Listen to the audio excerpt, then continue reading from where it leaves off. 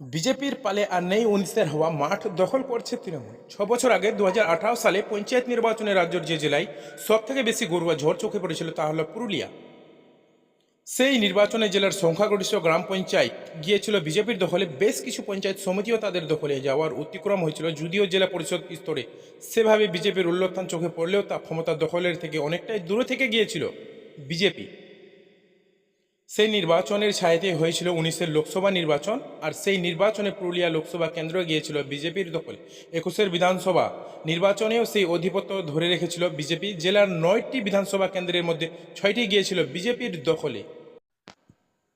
কিন্তু গত বছরের পঞ্চায়েত নির্বাচনের সময় থেকেই দেখা যাচ্ছে সেই পুরুলিয়ার মাটিতে যেন নিজেদের আধিপত্য বা হারিয়ে ফেলেছে বিজেপি, আর দ্রুত সেই স্থান দখল করে নিচ্ছে তৃণমূল কংগ্রেস। ২৪-এর ভোট প্রচার যখন শুরু হয়ে গিয়েছে তখনও দেখা যাচ্ছে প্রচার যেভাবেই জমছেই না বিজেপির, কিন্তু তুলনায় তৃণমূল প্রার্থী ভার ভিড় টানছে তার প্রচারে কথাই বলে। দিনের শুরুটা দেখেই বোঝা যাচ্ছে বাকি দিনটা কি হবে। সেই একইভাবে কোনো নির্বাচনে প্রার্থীর প্রচারকালে তার পিছনে থাকা ভিড়ই বলে দেয় ফলাফল কি হতে চলেছে। পুরুলিয়া লোকসভা কেন্দ্রের জন্য বিজেপি এবারেই ভরসা রেখেছে এখানকার সাংসদ জ্যোতির্ময় সিং মাহাতোর উপরে। অন্যদিকে তৃণমূলের বাজি শান্তিরাম মাহাতো। ঘটনা হচ্ছে ১৯-এর লোকসভা নির্বাচনে বা ২১-এর বিধানসভা নির্বাচনে বিজেপির প্রচার কর্মসূচিগুলিতে যেভাবে হাজার মানুষের উপস্থিত চোখে পড়ত, সেই ভিড়টাই এবারে অনুপস্থিত জ্যোতির্ময়ের সঙ্গে। মাত্র ১০ থেকে ১২ জন লোক নিয়ে গ্রামে গ্রামে প্রচার শহর করছেন জ্যোতির্ময়।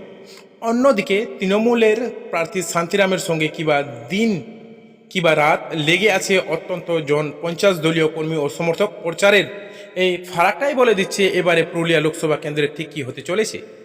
১৯-এর লোকসভা ভোটে পুরুলিয়া লোকসভা কেন্দ্রের মধ্যে থাকা ৭টি বিধানসভা কেন্দ্রের মধ্যে ৬টিতেই পিছিয়ে ছিল তৃণমূল, কিন্তু ২১-এর বিধানসভা ভোটে দেখা যায় সেই ৭টি বিধানসভা কেন্দ্রের মধ্যে ২টিতে জিতে গিয়েছে তৃণমূল কংগ্রেস, বাকি ৫টি অবশ্যই বিজেপির দখলেই আছে।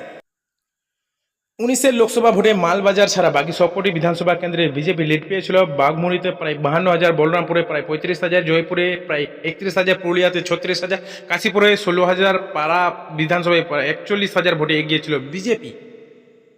শুধুমাত্র মালবাজারে তৃণমূল প্রায় ১০,০০০ ভোটে এগিয়েছিল। ২১-এর বিধানসভা ভোটে ওই ৭টি বিধানসভা কেন্দ্রের মধ্যে বিজেপি ৫টি এবং তৃণমূল কংগ্রেস ২টি আসন পায়।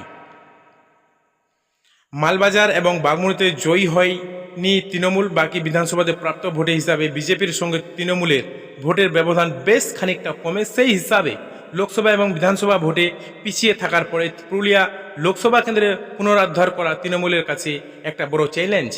বিজেপি অনেকটাই এগিয়ে থেকে লড়াই শুরু করেছে ভোটে, কিন্তু এটা দিনের আলোর মতোই পরিষ্কার যে ১৯-এর লোকসভা ভোটে বিজেপির পালে যে হাওয়া ছিল সেটা এই ২০২৪-এর ভোটে ছিটোফোঁটো নেই বলেই চলে।